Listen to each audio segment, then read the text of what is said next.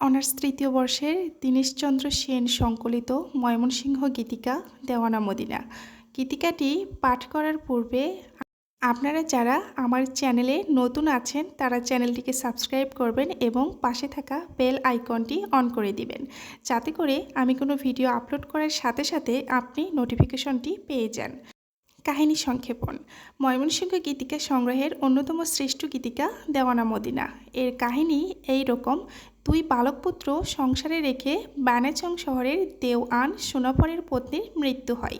মৃত্যুর সময় আলাল এবং দুলালকে দেওয়ানের হাতে তুলে দিয়ে তার স্ত্রী পুনরায় তাকে বিবাহ করতে নিষেধ করে যায়, কারণ জননীর আশঙ্কা হয় সৎমা সংসারে আসলে তার পুত্র দুইটির লাঞ্ছনার আর সীমা থাকবে না।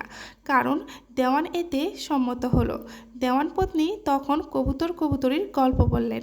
দুই কবুতর পরম সুখে বাসা করে দিন কাটাচ্ছিল। একদিন দুই ডিম রেখে কবুতরই হঠাৎ মারা যায়।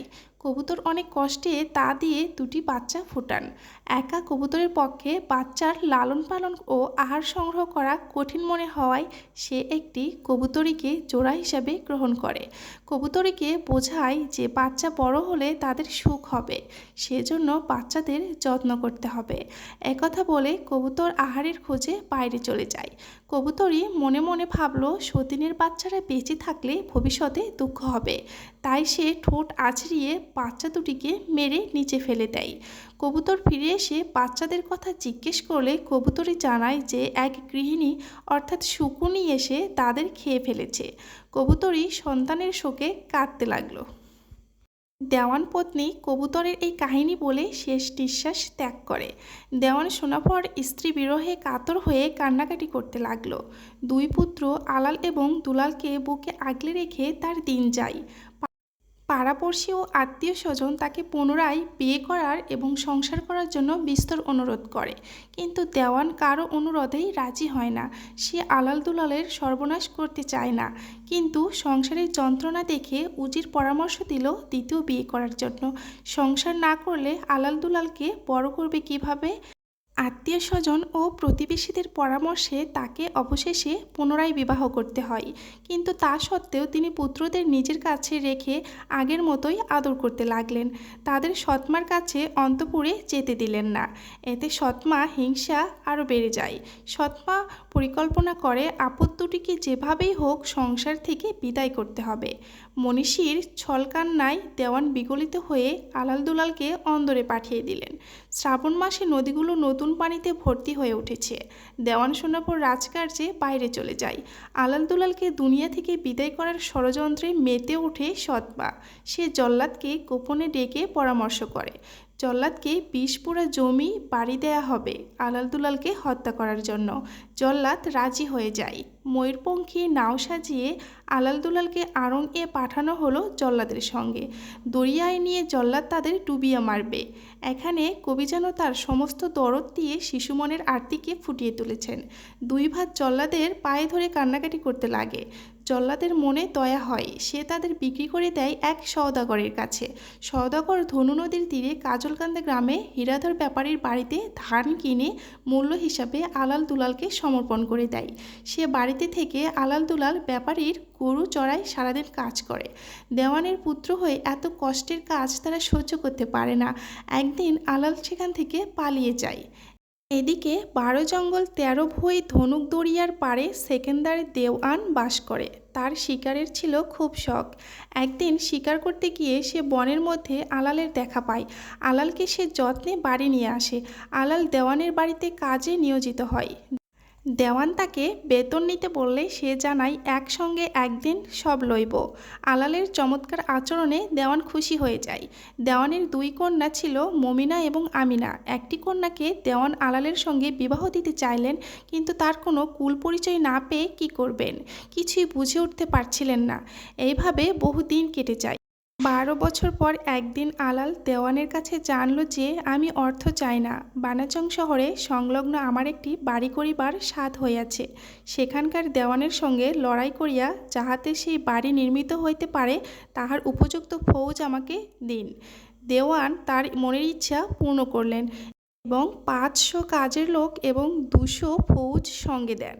সোনাপরের মৃত্যুর পর ইতিমধ্যে তার দ্বিতীয় স্ত্রীর বালক পুত্র বানাচংয়ের দেওয়ান হয়েছিল। তাকে পরাজিত করে আলাল পিতার দেওয়ানি অধিকার করে নেয়। সেকেন্দার এইবার তার এক কন্যাকে আলালের সঙ্গে বিবাহ দিতে চাইলেন। আলাল বললেন, আমার এক ভাই আছে, তাহাকে সন্ধান করিয়া আনিয়া আমরা দুইজনে আপনার দুই কন্যাকে বিবাহ করিব। এই বলে আলাল দুলালের সন্ধানে বের হয়। বহু নদী নালা বন জঙ্গল ঘুরে সে এক হাওড়া বটগাছ তলায় বিশ্রাম নেয়। সেখানে সে রাখালদের মুখে গান শুনে দুলালের খোঁজ পায়। এক গৃহস্থের বাড়িতে গিয়ে আলাল দুলালের সঙ্গে দেখা করে। আলাল দুলালকে প্রস্তাব দিল তার সঙ্গে বানাচংয়ে গিয়ে দেওয়ানি করার জন্য। সেখানে দুইজনের বিয়ের কন্যা ঠিক করে রাখা আছে। দুলাল সংকটে পড়ে যায়। সে ইতিমধ্যে সেই গ্রামেরই এক গৃহস্থ কন্যাকে বিয়ে করে এতকাল সেখানেই বসবাস করছে। তার স্ত্রীর নাম মদিনা। এই স্ত্রীর গর্ভে একটি পুত্র সন্তানও রয়েছে, নাম হচ্ছে সুরুজ্জামাল। এরা সাধারণত গৃহস্থ, এদেরকে সঙ্গে নিয়ে গিয়ে দেওয়ানি করা চলে না, লোক নিন্দা হবে। অতএব এদেরকে পরিত্যাগ করে যেতে হবে। আলাল বলল, সেজন্য ভাবিও না, আমরা দুইজনে এক দেওয়ানের দুই কন্যা বিবাহ করিব। ইহাদিগকে ছাড়িয়া চলো, স্ত্রীকে তালাক দিতে অধর্ম নাই। শুনে দুলাল তাই করল। মদিনার ভাই এর নিকট তালাকনামা লিখে দিয়ে মদিনার সুরুজ্জামাল কারোর সঙ্গে সাক্ষাৎ না করে আলালের সঙ্গে বানাচংয়ে চলে যায়। সেখানে সেকান্দার দেওয়ান তার কন্যা মদিনাকে আলালের সঙ্গে এবং আমিনাকে দুলালের সঙ্গে মহাসমারোহে বিয়ে দিয়ে দেয়। মদিনা তালাকনামা পেয়ে বিশ্বাস করল না যে তার স্বামী তাকে পরিত্যাগ করেছে। তার ফিরে আসবার আশায় সে দুঃখের দিন কাটাতে লাগলো। নানা রকম খাবারও তৈরি করে। এভাবে তার 6 মাস কেটে যায়। দুলাল ফিরছে না দেখে মদিনা তার ভাইয়ের সঙ্গে পুত্র সুরুজ্জামালকে স্বামীর খোঁজে বানাচংয়ে পাঠায়। বানাচংয়ে শহরে দুলালের সঙ্গে তাদের দেখা হয়। দুলাল জানায়, তোমাদিগকে নিয়ে আমাকে অসম্মানিত হইতে হইবে, তাই তাদের ফিরে যেতে বলল। তারা বাড়ি ফিরে মদিনাকে সব কথা খুলে বলে। হতভাগিনী মদিনা গভীর দুঃখে কান্নাকাটি করে চোখের জলে বুক ভাসাইতে লাগলেন। খানাপিনাও ছেড়ে দেয়। অবশেষে একদিন দুনিয়া থেকে চিরবিদায় নিয়ে কবরের মাটিতে আশ্রয় পেল।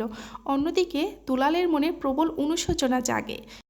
সে পুত্র সুরুজ ও স্ত্রী মদিনার জন্য হৃদয়ে গভীর বেদনা অনুভব করে। মদিনা তার দুঃখের দিনে দুলালকে কত আপন করে নিয়েছিল। এভাবে অন্যায় কাজের জন্য অনুতপ্ত হয়ে সে দেওয়ানির প্রতি বিরূপ হয়ে উঠল। অনুতপ্ত দুলাল কাউকে কিছু না জানিয়ে মদিনার সঙ্গে সাক্ষাতের জন্য ফিরে আসে, কিন্তু দেখল তার গৃহ শ্মশান হয়ে রয়েছে। সুরুজ জননীর কবরের উপর কেঁদে কেঁদে দিন কাটাচ্ছে। দুলালকে দেখে সুরুজ এক হাত দিয়ে চোখের জল ঠেকায়, অন্য হাত দিয়ে মায়ের কবর দেখায়। মদিনার কবরের ওপর মাথা রেখে দুলাল প্রতিজ্ঞা করে, আর না যাইবাম আমি বানাচং শহরে, এইখানে থাকবাম আমি পড়িয়া কবরে। ফকির আছিলাম আগে, হইলাম ফকির, মদিনার লাগা আমার বুক হইল বিদীর্ণ।